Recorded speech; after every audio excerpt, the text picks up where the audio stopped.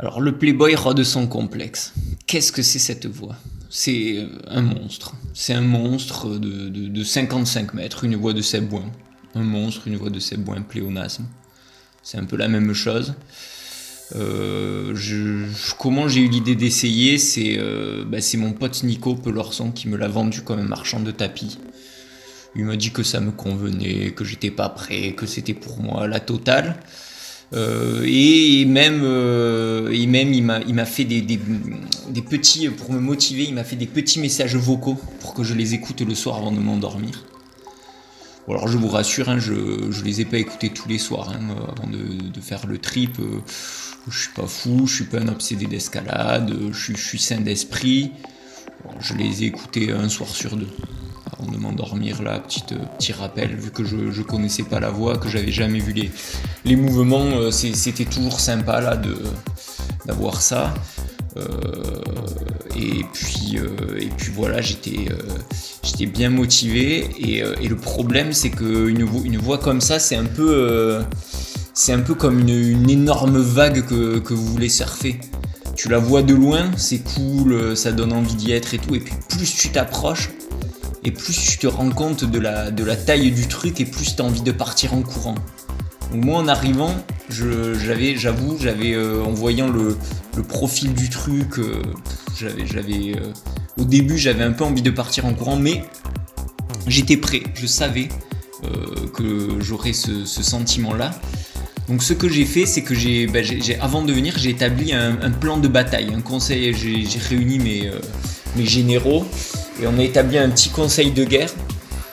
Et l'idée c'était de faire un objectif précis par montée, c'est-à-dire tel crux, caler tel crux, régler tel problème, grimper dans les transitions, faire des séries dans une transition pour la maîtriser, tout ça. Et le problème aussi, je me suis aussi aperçu, et ça j'avais pas forcément bien anticipé, c'est qu'il y avait un crux avant même de commencer à grimper dans la voie, c'était de se libérer mentalement. J'arrivais dans les sections, des grosses baffes à mettre dans un plaf à 50 mètres de haut, le gros jeté à 35 mètres de haut, t'es un peu paralysé dans la tête, ça fait un peu peur, tu te fais un peu caca dessus. Et donc le premier truc, ça a été de gérer les chutes, d'apprivoiser ça, avant de pouvoir commencer vraiment à grimper dedans. Et puis, a fortiori, un peu plus tard, de pouvoir mettre un run dans la voie. Donc une fois que j'ai réglé tous ces problèmes, que j'ai calé toutes les sections, que j'ai senti que j'avais pris de la résie, j'ai bien rentabilisé mes séances, je me suis dit, je peux commencer à mettre des runs. Et j'ai pas commencé à mettre des runs avant, très important, pour garder l'énergie mentale. Donc là, ce que vous voyez à l'image, c'est le premier run, le vrai run que j'ai mis dans la voie, qui s'est soldé par un échec. Mais Léo nous a fait un petit montage dont il a le secret, vous allez voir, une petite coupure un peu plus haut. Et donc voilà, ça attaque par un 7C, 30 mouvements, un 7C de résie, qui grimpe quand même, ça grimpe.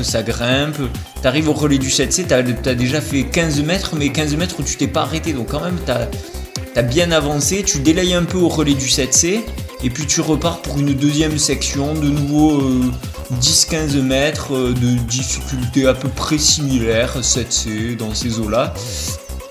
Et à l'arrivée il y a un deuxième relais là, après ces 15 autres mètres, un deuxième relais en 8A. Où en fait tu as fait un 8A de 25-30 mètres et la voie n'a pas commencé. Et ça, c'est dans la tête, c'est assez dur parce que même si tu es entraîné, tout ça, ça reste un 8A de conti, donc malgré tout, tu le sens, même si tu t'appliques bien et tout ça, tu le sens un peu passer, surtout que dans ce 8A de départ, il n'y a pas forcément des gros genoux, tu peux t'arrêter, regarder le paysage, machin. C'est un truc un peu un truc d'usure, un peu longuette, où tu brasses de la bonne prise, tu t'arrêtes pas trop. Et puis avec un petit pas quand même, un petit croc sur réglette là-haut avec les pieds à plat, un peu voilà, il faut être un peu concentré. T'es là, tu fais ce petit pas sur réglette, et juste avant d'atteindre le relais du 8A, tac, tu fais 2-3 petits moves de traversée sur la droite, et là tu vas rejoindre un vrai gros repos. Il faut le reconnaître, il faut être honnête. Il y a un petit débat sur ce repos parce que il n'est pas clair, les gens sont pas forcément d'accord si oui ou non il est dans la ligne, s'il faut l'autoriser ou pas. C'est vrai que c'est probablement un peu plus dur sans le repos. Bon, faut être honnête, faut aussi être honnête. Moi, je l'ai pris sans vergogne. Je voulais mettre toutes les chances de mon côté. Je me suis dit, le repos, je le prends. Tous les genoux que je pourrais trouver avec les genouillères, je les prends. De toute façon, les genoux, Seb, il a tellement fait ça aux voix des autres qu'on va dire c'est de bonne guerre hein, de trouver des genoux dans les voies que lui-même a libérées avant l'époque des genouillères. Donc voilà. Le repos, je prends. Les genoux, je prends. Les genoux, je prends. Pas de problème. Donc en repartant en petit move pour atteindre le relais du 8A, tu clippes le relais du 8A, tu repars, tu fais un petit 6C bloc pour sortir du relais, et là tu prends le dévers de plein fouet, donc là tu rentres dans le vif du sujet. Ça monte assez vite dans les bras là, il faut le dire, et cette petite mise en place est pas anodine parce que de suite après il y a le premier crux de la voix.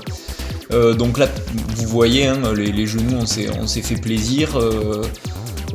C'est pas du tout un repos, mais ça permet de clipper, de repoffer sans perdre trop d'énergie, et puis quand même de chanter les deux premiers moves du crux.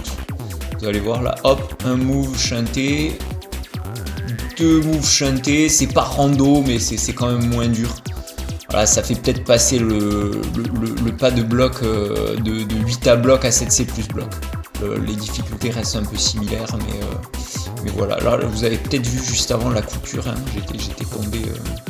j'étais tombé à ce move, mais on continue comme si c'était un run d'enchaînement. Le run d'enchaînement, c'était le suivant. De nouveau un petit genou, pareil, ça aide à faire un move, ça change pas radicalement le truc, mais bon là, tout ce qu'on peut prendre, on prend. Section magnifique sur bonne prise dans du DR à 50, c'est de la belle escalade comme on aime. Et là donc on arrive sur une rangée de barcasses. À droite vous voyez la ligne de paire, c'est pour aller au relais du 8C+. Et puis tout droit on continue dans la version dans la voie, le Playboy Rod sans complexe, pour aller se prendre la suite des hostilités, un énorme jeté magnifique autour du 7B bloc, avec un piège, c'est que dans l'enchaînement tu as envie de l'assurer parce que tu te dis c'est un move piège, même s'il n'est pas extrême, tu as un peu les bras attaqués et tout ça, et tu veux l'assurer. En fait l'astuce c'est qu'il faut faire exactement l'inverse de l'assurer. C'est qu'il faut le non-assurer pour l'assurer, tout envoyer la boîte et les clous, et c'est ça qui permet de le passer avec un peu de sécurité. Si tu veux le contrôler, tu tombes parce que tu n'envoies pas assez fort. Donc là c'était un piège que j'ai identifié, puis j'ai appliqué, mais après quand même avoir chuté quelques fois dans le jeté en me disant je vais l'assurer, tout va aller bien. Bon, voilà, là j'ai laissé petite section de rési pour atteindre un autre gros repos. J'ai laissé sur ma gauche la bifurcation avec un autre 9A/+, ouais. Le complexe du Playboy, une voix de Jérôme Pourreau qui est à peu près aussi dure que celle que je fais là, mais avec un peu moins d'ampleur, un peu moins belle, mais à peu près aussi dure. Donc là, de nouveau un gros repos, et on attaque la section finale. Là on est quasiment à 50 mètres de haut, en plafond, le crux principal de la voie, il faut le dire. Une sorte de 7C bloc assez aléatoire avec des talons. Le crux, c'est de pas zipper des talons. Un talon droit là, puis après un talon gauche comme ici, c'est très compliqué de les faire tenir. Il faut gainer très fort, et dès que tu as perdu un peu de gainage, tu pars en live, donc il faut continuer à gainer très fort, et dans la tête, c'est vraiment très dur d'avoir ça à la fin. Même s'il y a un gros repos avant. Donc là, tac, une fois que le crux est passé, c'est pas fini. Il faut rester concentré, t'es encore dans le plafond, et t'as 2, 3, 4 gros blocages à faire. Dans une intensité 8A, on va dire, mais quand t'es fumé, t'as 10 kg de tirage avec la corde, enfin, c'est pas facile à gérer, puis il faut pas s'ouvrir. Donc là, concentration maximale, tu mets juste avant, je sais pas si vous avez vu, mais tu mets des talons contre-pointe où tu te fais quasiment une entorse de la cheville tellement tu mets du poids dessus pour te relâcher.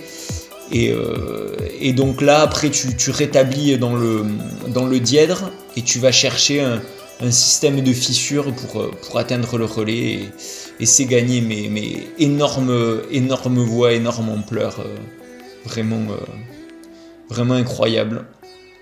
Une belle aventure qui en appelle d'autres.